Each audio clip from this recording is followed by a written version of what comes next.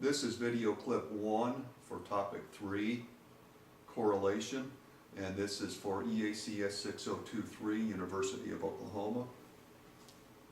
In our last series of video presentations, we talked about descriptive statistical analysis, and we spent some time discussing some of the fundamental descriptive statistics that are available out there. The central tendency measures such as the mean and median, and variability measures, especially the variance and the standard deviation. And then we also talked a little bit about and demonstrated data displays.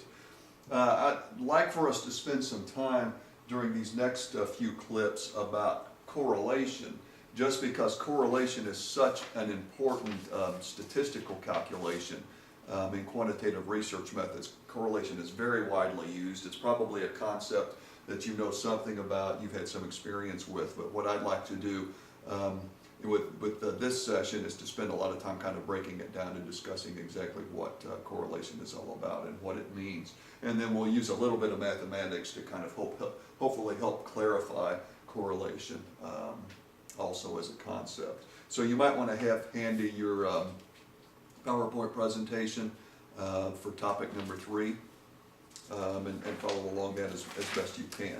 And then moving over to page 1 of the PowerPoint presentation, obviously, as you probably already will know, correlation is a statistical procedure in which there is a systematic comparison between, more often than not, two variables.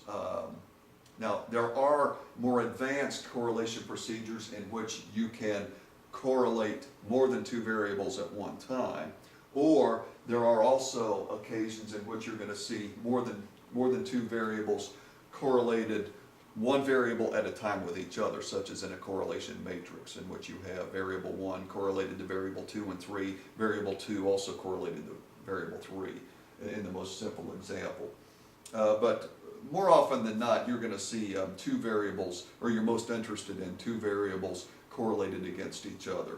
In other words, what we're looking for, is there some sort of statistically measurable relationship between two variables? Are these variables predictable in terms of as the scores or as the measures on one variable tend to go up, do the other ones also concomitantly tend to go either up or down, to increase or decrease?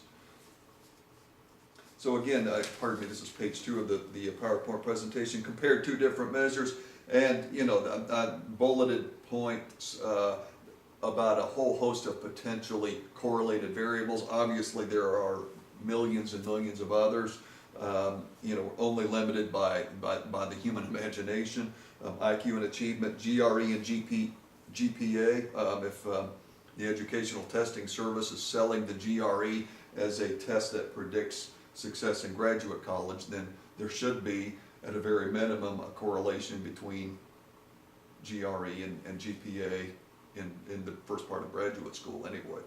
So obviously that's an important calculation there. Property, wealth, and education funding, that's sort of been a staple of education finance research for many, many years.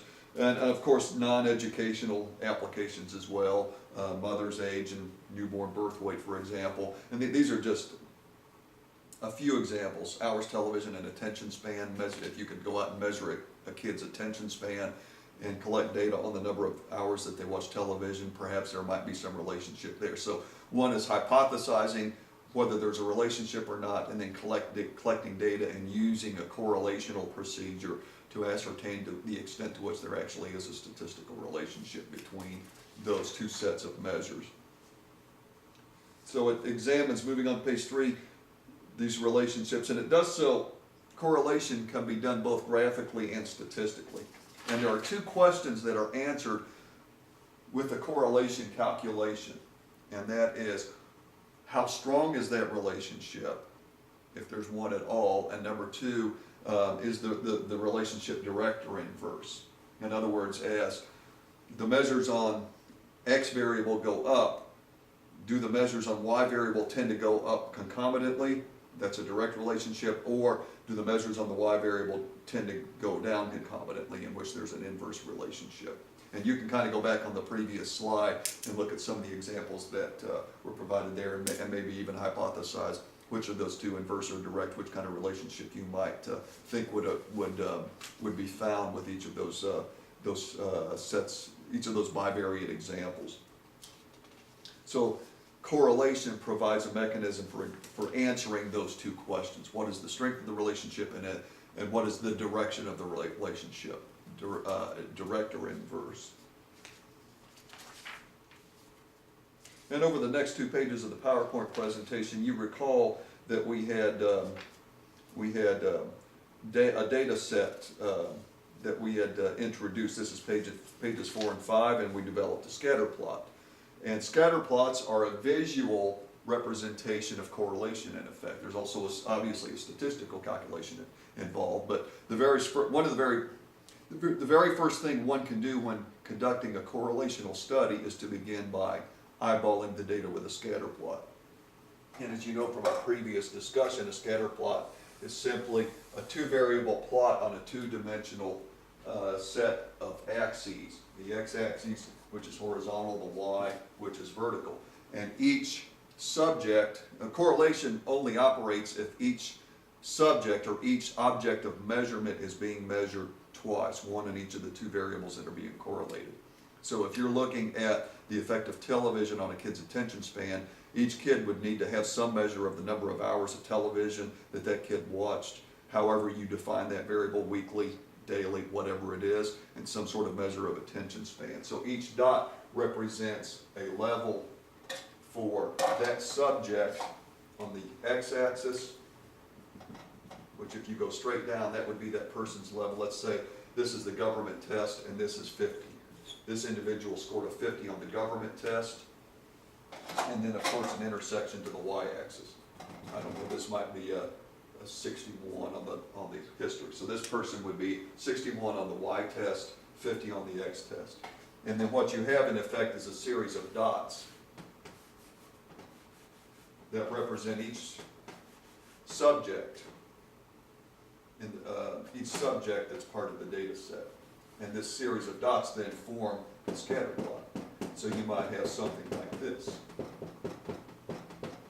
Obviously, looking at that series of dots, you can see that there's probably some sort of relationship involved. I hope you can see that okay on your video. But there's a series of dots there, and you kind of see that there's already a bit of a pattern emerging here with these dots. The pattern seems to be moving up in this direction. I'll just go ahead and circle that. Moving in the upwardly right direction, meaning as scores increase on the X scale, they also tend to increase on the Y scale. So you're seeing a bit of a direct relationship there just with that scatter plot, even before you do the statistical calculation. And also, the spread of scores will also give you some idea of the strength of the relationship between the 2 variables as well.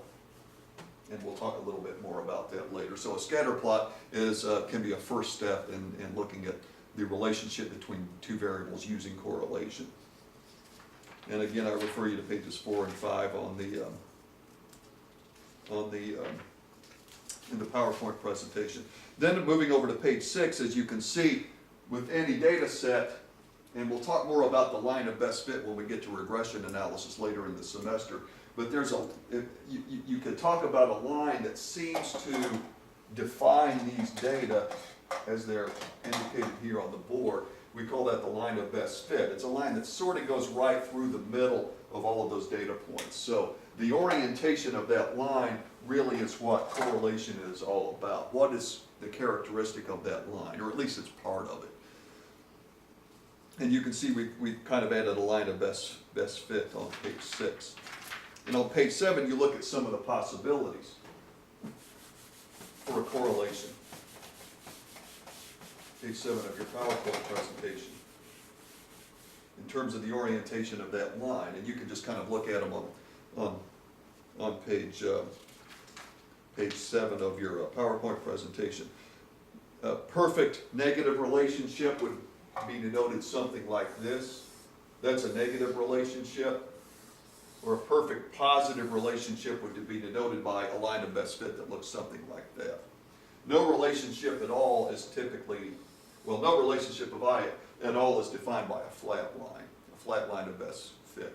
And then all of the other relationships are somewhere between the flat line and these lines up above. So every correlation scatter plot will be something between no relationship and a perfect relationship in terms of the orientation of the line. And basically when we get the correlation calculation, we're going to look at the slope of the line, which then gives us some indication of the relationship between those two variables. So visually you can kind of get an idea, but also it's important once you've sort of established in your own mind visually what the data are like, it's critically important to go ahead and confirm that statistically through some sort of correlation calculation. And we'll start discussing that in our next video clip.